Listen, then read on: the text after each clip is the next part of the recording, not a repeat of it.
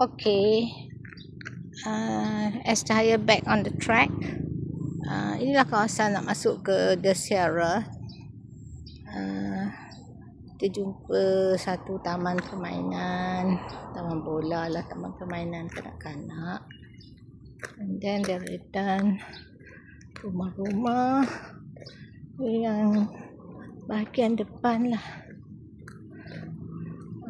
So kan nampak bukit di sebelah kanan, masih nampak kabus-kabus. Cantik pemandangannya kalau dari sini. Cantik pemandangannya, nampak kabus, deretan bukit, sangat menyamankan.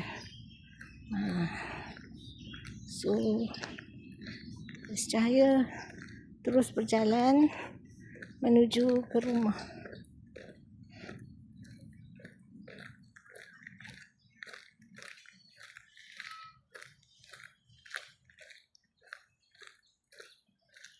So Meru Prima di depan, kondo,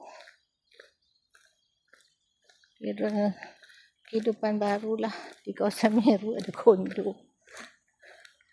Sini ada clubhouse dengan swimming pool, dan di situ guard. It's gated and guarded. Rumah guard. There's a mini roundabout.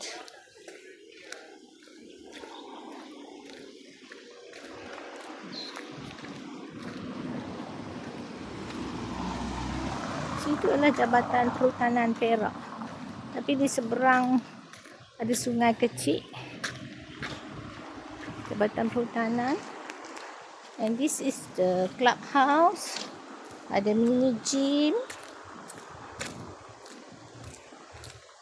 ada swimming pool. Tapi kita orang jarang pergi swimming bila ada cucu-cucu lapar ada ke lapangan. Musim-musim hujan ni tak naklah swimming, sejuk kan. This is the clubhouse.